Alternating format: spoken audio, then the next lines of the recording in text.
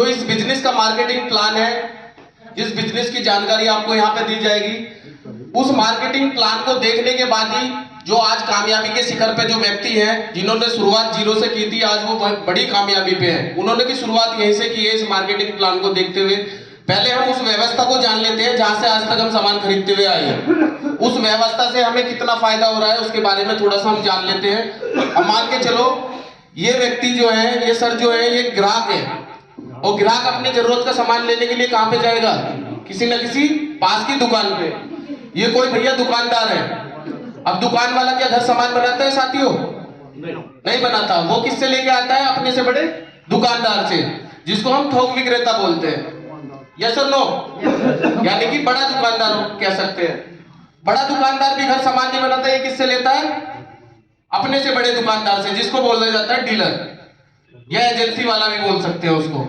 अब डीलर क्या घर सामान बनाता है अपने? वो किससे लेता है? वो किसी ना किसी एजेंट से लेता है। अब कमीशन एजेंट बोल दो या सीएनडर बोल दो इनको, ये एजेंट होते हैं। स्टेट में एक होता है, यानी कि राज्य में, पूरे राज्य का एक एजेंट होता है उसी कंपनी का। तो क्या एजेंट अपने घर सामान बनाता है सर? नहीं बनाता। ये किससे लेता है? अपने से बड़े क्या? फैक्ट्री से। यानी कि फैक्ट्री क्या हुई? कंपनी। सामान कौन बनाती है? कंपनी बनाती है। और कंपनी किसको देती है? एजेंट को। लेकिन कंपनी में कोई सामान, मान के चलो यहाँ पे टाटा का नमक बना इस कंपनी के अंदर, लेकिन इस ग्राहक को कैसे पता चलेगा कि कंपनी में टाटा नमक बन गया? उसके लिए क्या कराती है कंपनी? ऐड कराती है, क्योंकि ये क्या बोलेंगे कि हमें तो प्रोडक्ट के बारे में पता ही नहीं है। तो एजेंट जो ट्रांसफर करने से पहले, प्रोडक्ट की सप्लाई करने से पहले एक डिमांड रखता है कंपनी वाले से, भाई तुम्हारा सामान हम सेल कर देंगे, लेकिन उसके लिए ग्राहक में जरूरत पैदा करो। और जरूरत पैदा करने के लिए क्या करेंगे वो? प्रचार। और प्रचार किससे कराएंगे? आप और हमारे से नहीं करा लेंगे, वो उन व्यक्तियों से कराते हैं जिनको लोग जानते हैं। वो कोई ना कोई सेलिब्रिटीज, कोई ना कोई क्रिकेटर, मतलब कोई ना कोई हीरोइन हो सकती है, वो उससे कराते हैं, क्योंकि उन लोगों को जानते हैं व्यक्ति। और जब वो प्रोडक्ट हमारे बीच में वो टीवी पे बताया जाता है, एक 2 मिनट का या 2 सेकंड का ऐड होता है, 30 सेकंड का होता है कि मेरी सुंदरता का राज लक्स है। अब लक्स लगाने से कितने सुंदर हुए हैं बताओ? तो वो प्रचार होता है, इसी वजह से हम वो सामान खरीद के लेके आते हैं। ये इस व्यवस्था को बोलते हैं ट्रेडिशनल मार्केटिंग। और जो आज की व्यवस्था अगर मैं बात करूं, इस व्यवस्था में दिक्कत क्या आई? ये व्यवस्था थी, सामान हम भी वहां से ही लिया करते थे, हमारे पूर्वज भी यहाँ से खरीदारी करते हुए आए हैं। क्या आपका कोई फायदा हुआ जी ग्राहक का? तो जी आपको कोई फायदा हुआ? अभी तक ऐसा कोई फायदा नहीं हुआ।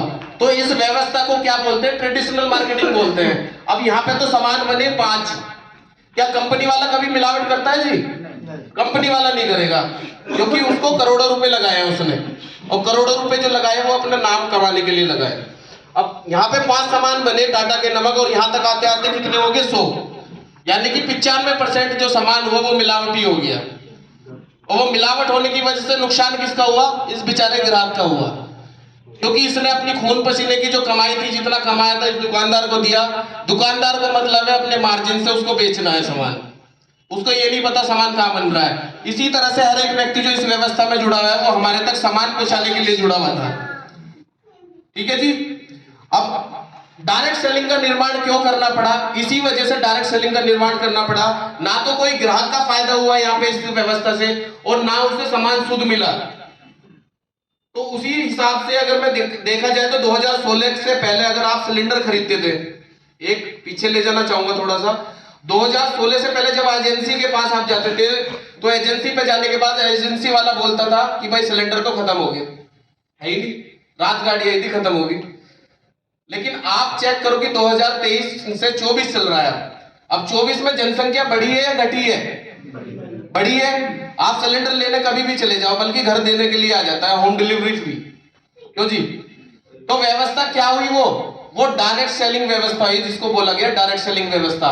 यानी कि गवर्नमेंट ने क्या करा, जब ये चेक करा कि एक सिलेंडर से इतना बड़ा फायदा हो सकता है, क्यों ना सुबह से लेकर शाम तक का सामान मैं उस व्यवस्था से पहुंचाऊं। उस व्यवस्था को क्या कहा गया? इस ग्राहक को और इस कंपनी मालिक को, क्योंकि बनाना इसको और इस्तेमाल इसको करना है। इस व्यवस्था को कहा गया सीधा विक्रेता प्रणाली, या डायरेक्ट सेलिंग बोला जाता है इंग्लिश में इसको। तो डायरेक्ट सेलिंग व्यवस्था है। जोरदार क्लैपिंग होनी चाहिए इस व्यवस्था के लिए। Thank you so much. आप अपनी अपनी सीट ले सकते हो। तो इस व्यवस्था को क्या कहा गया? Direct selling business. अब डायरेक्ट सेलिंग का बिजनेस की अगर मैं बात करूं, इंडिया के अंदर अगर शुरुआत हुई 1998 के अंदर, इंडिया के अंदर शुरुआत हुई 1998 के अंदर। एमवे जैसी कंपनी यहाँ पे आई, लेकिन उसके प्रोडक्ट ज्यादातर क्यों नहीं बिक पाए? क्योंकि हमारा जो इंडिया का कल्चर है या इंडिया की पॉपुलेशन जो है वो 90% मिडिल क्लास से भी नीचे बिलोंग करती है। महंगे प्रोडक्ट की वजह से वो ज्यादा अपने पैर नहीं पसार पाई। तो हमारा डायरेक्ट सेलिंग जो अच्छा जी सर हमारा जो डायरेक्ट सेलिंग बिजनेस है वो सन 2000 के अंदर आरसीएम बिजनेस से स्टार्ट हुआ। कंपनी 1970 से चलती है, कपड़े कोई व्यवसाय में थी। लेकिन जो उस कंपनी के मालिक ने क्या सोचा, वो पहले से ही इतने अरबपति है, लेकिन उन्होंने इस प्लान का जो निर्माण किया वो इस वजह से किया था कि हमारे जो देश के जो लोग हैं, वो जो प्राण गीत आपने सुना है उसमें लाइन सुनोगी आपने कि हर व्यक्ति अपने लिए काम करेगा, यानी कि सब साथ मिलके चलेंगे। साथ मिलके यानी कि कोई जाति, कोई धर्म, कोई एजुकेशन, कोई कुछ नहीं देखा जाएगा। यहाँ पे इस बिजनेस का निर्माण इसलिए किया गया, यानी कि सन 2000 के अंदर जो कंपनी अगस्त से स्टार्ट हुई थी, एक प्रोडक्ट कंपनी के पास हुआ करता था जिससे शुरुआत उनकी हुई थी पैंट पीस से। 3 पैंट शर्ट के कपड़े वहां पे यहाँ पे मिला करते थे। उसी हिसाब से चलते आज 850 प्लस कंपनी के पास प्रोडक्ट है। एक ऑफिस हुआ करता था भिलवाड़ा राजस्थान के अंदर। आज इसके पास अगर बात की जाए तो मैन्युफैक्चरिंग प्लांट 701 एकड़ भिलवाड़ा के अंदर है। उसके जैसे 6 प्लांट और कंपनी के पास है जहां पे खुद प्रोडक्ट बनते हैं। तो उससे क्या हुआ कि एक तो क्वालिटी आई, डायरेक्ट कंपनी में सामान बना और कस्टमर को मिला, यानी कि एक तो शुद्ध सामान मिला, 100% शुद्ध सामान मिल गया। और वो सामान जो है पक्के बिल के साथ मिल गया। क्या दुकान पे कोई पक्का बिल मिलता है जी? नहीं मिलता। यहाँ पे पक्के बिल के साथ मिला, फिर डिस्काउंट भी मिला उसको, यानी कि उसको यहाँ पे छूट भी मिली, कोई दुकान के पास छूट नहीं मिलती। उसके बाद यहाँ पे उसको रोजगार करने का भी मौका मिल गया, एक बिजनेस अपॉर्चुनिटी स्टार्ट हुई, वो भी बिना पैसे लगाए। आज कोई भी चाय की दुकान खोल लो आपको क्या नाम की 50-60 हजार रुपए इन्वेस्ट करना पड़ेगा, लेकिन गारंटी नहीं है चले या ना चले।